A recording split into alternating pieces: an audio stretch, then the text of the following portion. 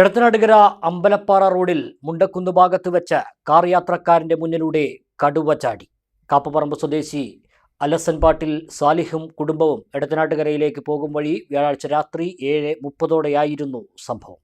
കടുവ ചാടുന്ന ദൃശ്യം സമീപത്തെ വീട്ടിലെ CCTV ക്യാമറയിൽ പതിഞ്ഞു. ദൃശ്യവും കാൽപ്പാടുകളും പരിശോധിച്ച് കെണി സ്ഥാപിക്കാൻ വനംവകുപ്പ് തയ്യാറാകണമെന്ന് ജനപ്രതിനിധികളും നാട്ടുകാരും ആവശ്യപ്പെട്ടു.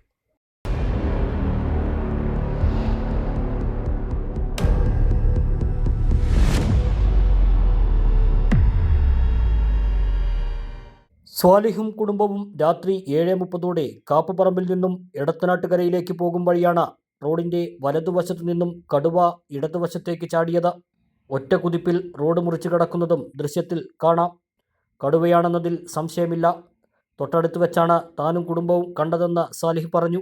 എൻ്റെ ഭാര്യയും കുട്ടികളും കൂടി കാറിൽ ഇന്നലെ ഇവിടുന്ന് കാപ്പുറമ്പെന്ന് നേരെ കോട്ടപ്പള്ള എടത്തനാട്ടുകരയിലേക്ക് പോകുമായിരുന്നു.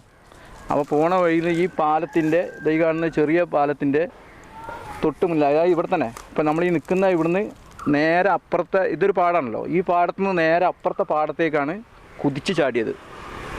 ഒരു വലിയ കടുവനെയാണ്, അത്യാവശ്യം വലിയ കടുവനെയാണ് കണ്ടത്. ഞങ്ങൾ നേരിട്ട് കണ്ടു. അപ്പോൾ കാറ് ഞങ്ങൾ കുറച്ചിങ്ങനെ അങ്ങോട്ട് എത്തി, ഞങ്ങൾ കുറച്ച് മുന്നിലെത്തിയപ്പോൾ ഞങ്ങൾ കണ്ടപ്പോൾ പെട്ടെന്ന് ഞങ്ങൾ ആകെ ഷോക്കായി. അത് ചാടി കഴിഞ്ഞ ശേഷം അത് അപ്പുറത്തേക്കാണ് നിൽക്കേണ്ടെന്ന് വെച്ചിട്ട് ഞങ്ങൾ വേഗം ഇവിടുന്നാണ് പോയത്. എന്നിട്ട് കുറച്ച് അപ്പുറത്തെത്തി ഒരു 1/2 കിലോമീറ്ററോളം കഴിഞ്ഞിട്ടാണ് ഞങ്ങൾ അവിടെ നിർത്തിയിട്ടാണ് ഞങ്ങൾ എന്ത് ചെയ്ത് മറ്റുള്ളവരൊക്കെ വിളിച്ച് ഇവരെ അറിയിച്ചത്. ഏതായാലും ഭയങ്കര ഭീതിജനകമായിരുന്നു, പേടിപ്പിക്കുന്ന സംഭവമായിരുന്നു. കാരണം വെച്ചാൽ അതിങ്ങനെ അതിൻ്റെ ആ രൂപം നല്ല വലുപ്പമുണ്ടായിരുന്നു. നല്ല വലുപ്പമുണ്ട്. ആ വലുപ്പമുള്ള ആ കടുവ എന്നിട്ട് ചാടിയോട് കൂടി നമുക്ക് അത് മനസ്സിൽ നിന്ന് പോകണില്ല. കാരണം ഇത്രയും കാലം ഇവിടെ അങ്ങനെ വല്ലാതെ കേട്ടിട്ടില്ല. പക്ഷേ ഇതിൽ കൂടെ ഇങ്ങനെ പോയി എന്ന് കണ്ടപ്പോഴേ ഭാര്യയൊക്കെ രാത്രി ഇങ്ങനെ പേടിച്ചിട്ട് ഇങ്ങനെ അതിനെക്കുറിച്ച് ഇങ്ങനെ ഒരു വേവലാതിയായിരുന്നു. വനംവകുപ്പ് എത്തി പരിശോധന നടത്തിയെങ്കിലും കടുവയാണെന്ന് സ്ഥിരീകരിച്ചിട്ടില്ല. മൃഗങ്ങളെ ആക്രമിച്ചതായും കണ്ടെത്തിയിട്ടില്ല. കാൽപ്പാടുകൾ വ്യക്തമായി പതിഞ്ഞിട്ടുണ്ട്.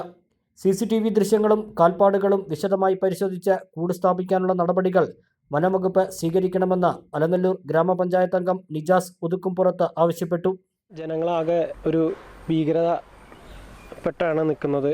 ഇന്നലെ ഈ കടുവയെ കണ്ടു എന്നുള്ള അറിയിപ്പ് കിട്ടിയ ഉടനെ തന്നെ നാട്ടുകാരെല്ലാവരും ഇവിടെ മുണ്ടക്കുന്ന് പ്രദേശത്തു നിന്നും അതുപോലെ തന്നെ കാപ്പുറം പ്രദേശത്തു നിന്നൊക്കെ എത്തിച്ചേർന്നിട്ടുണ്ട്.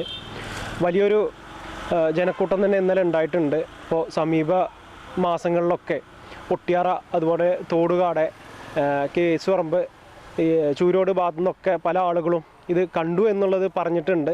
അപ്പോൾ ഞങ്ങളൊക്കെ അന്ന് അത് കൃത്യമായി വിശ്വസിച്ചിരുന്നില്ല. കാരണം നമ്മുടെ പ്രദേശത്തൊന്നും അത് എത്തില്ല എന്നുള്ളൊരു കാഴ്ചപ്പാട് തന്നെയായിരുന്നു. എന്നാൽ ഇപ്പോൾ അത് ഉറപ്പിക്കുന്ന ഒരു രീതിയിലാണ് ഇന്നലെ ഞങ്ങൾക്ക് ഇവിടെയൊക്കെ കാണാൻ സാധിച്ചത്. നമ്മളൊരു CCTV ദൃശ്യം കണ്ടിരുന്നു. നമ്മുടെ ചക്കന്തുടി സക്കീർ ഖാൻ്റെ വീട്ടിൽ നിന്ന് കിട്ടിയ ഒരു CCTV ദൃശ്യം കൃത്യമായി അത് അത്രയ്ക്കും വലിപ്പമുള്ളൊരു തന്നെയാണ് നമ്മൾ കണ്ടിട്ടുള്ളത്.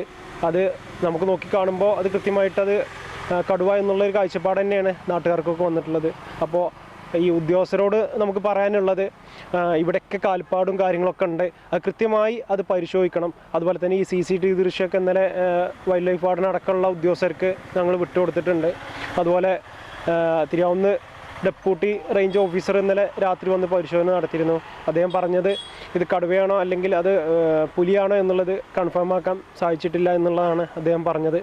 അപ്പോൾ അതുപോലെ ഈ ഉദ്യോഗസ്ഥരോട് പറയാനുള്ളത്, എത്രയും പെട്ടെന്ന് തന്നെ ഇത് ശാസ്ത്രീയമായിട്ടുള്ള പഠനങ്ങൾ നടത്തി ഇത് കടുവയാണോ പുലിയാണോ എന്നുള്ളത് തീരുമാനം ആക്കണം. അതുപോലെ തന്നെ ഏറ്റവും അടുത്ത ദിവസങ്ങളിൽ തന്നെ ഈ പെട്രോളിംഗ്, ഇന്നലെ പെട്രോളിംഗ് ഉണ്ടായി എന്ന് അറിയിച്ചിട്ടുണ്ട്.